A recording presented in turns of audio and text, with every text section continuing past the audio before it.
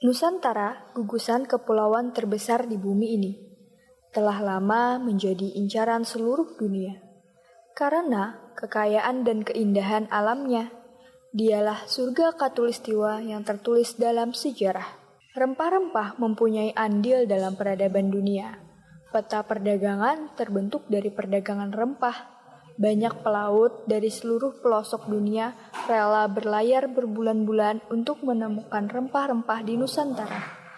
Inilah awal perebutan bangsa-bangsa di Eropa. Demi rempah-rempah, para pedagang dan petualang dunia mengarungi samudera, bertaruh hidup di jalur rempah. Zaman sekarang, banyak orang yang tidak mengenal rempah-rempah.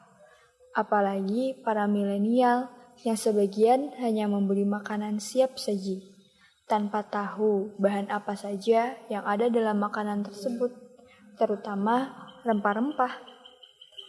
Indonesia merupakan negara penghasil rempah terbaik, salah satunya di Provinsi Kalimantan Selatan. Kalimantan Selatan memiliki berbagai macam rempah khas, di antaranya kapulaga, cengkeh, kayu manis, pala, kemiri, dan lain-lain. Linda, Agus, Rifki, dan Fahri sedang mengerjakan tugas kebudayaan di rumah Agus. Lalu, ada soal yang berhubungan dengan rempah. Mereka bingung bagaimana menjawab soal tersebut karena mereka termasuk anak milenial yang acuh tak acuh akan hal ini.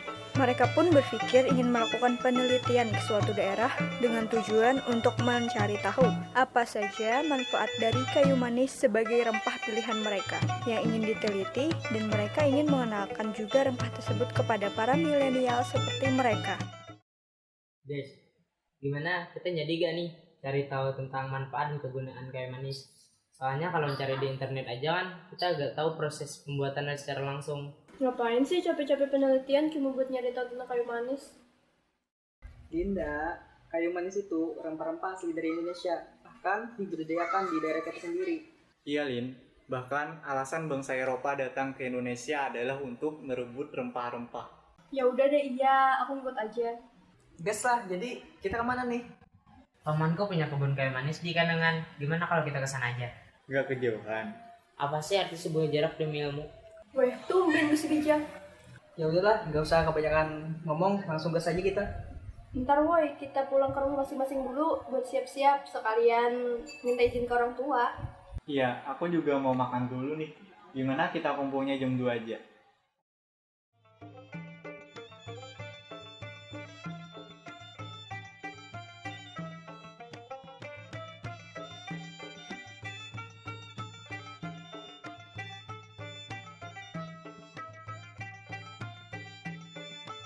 Siang harinya, mereka pun berangkat untuk melakukan perjalanan kurang lebih 2 jam.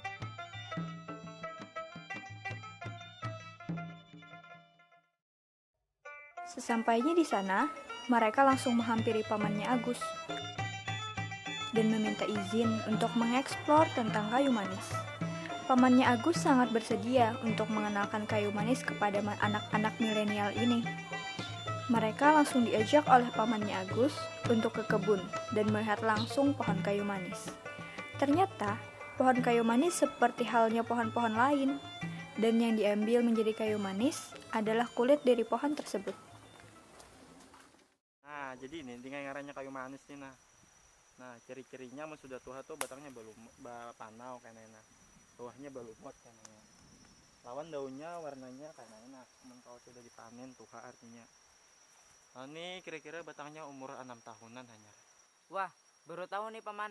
Kirain bentuk kayu manis kayak yang orang jual di pasaran.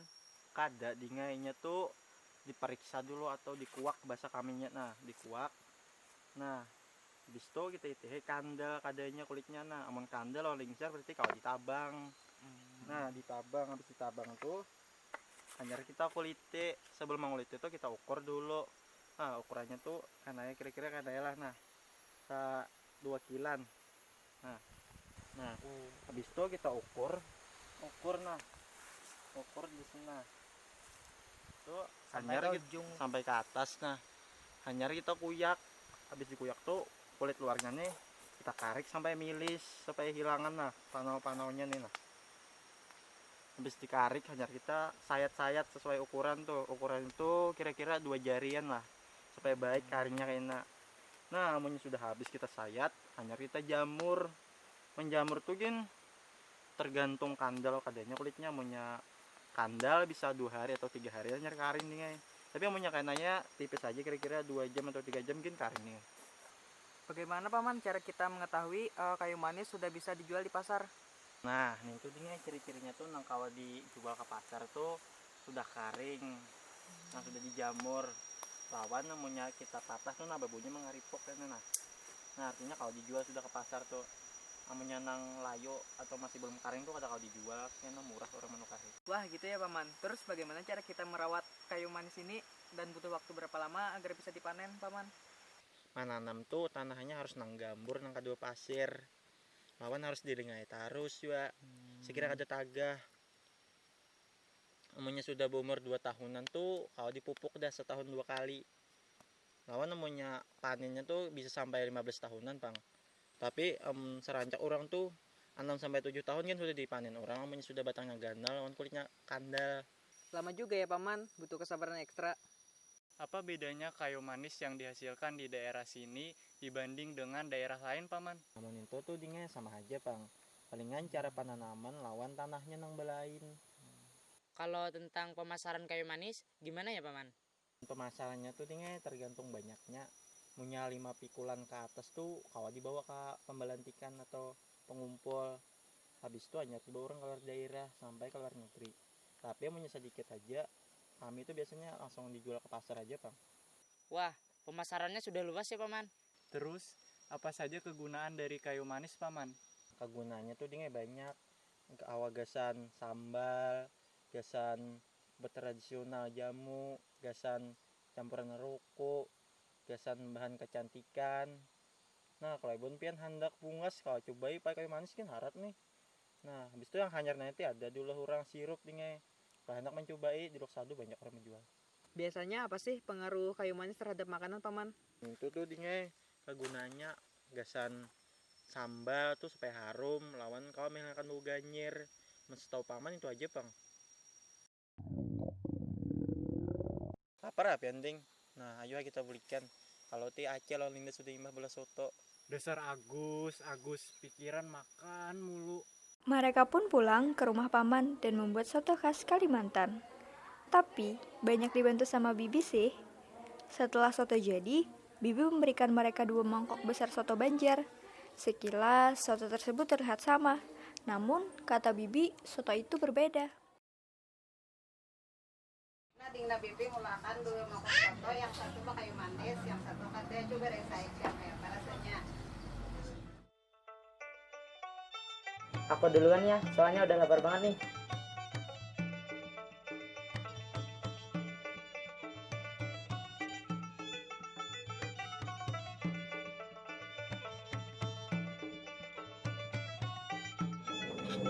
Wah, rasanya emang beda sih. Coba kalian rasain.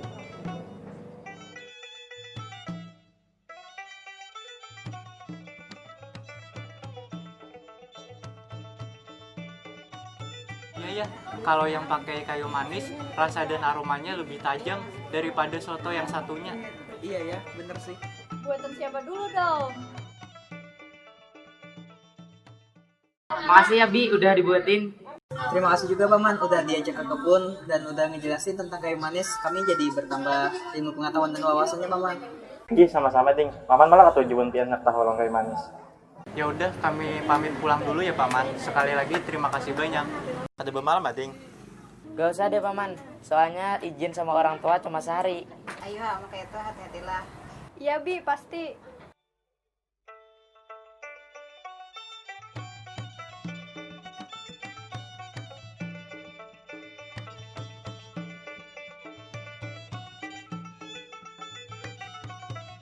Adang ding. Nah ding, sirup kayu manisnya gesan oleh-olehnya. Makasih banyak ya paman. Mereka pun pulang dengan membawa oleh-oleh sirup kayu manis. Dan yang paling penting, mereka membawa pulang ilmu serta bertambahnya wawasan tentang rempah kayu manis.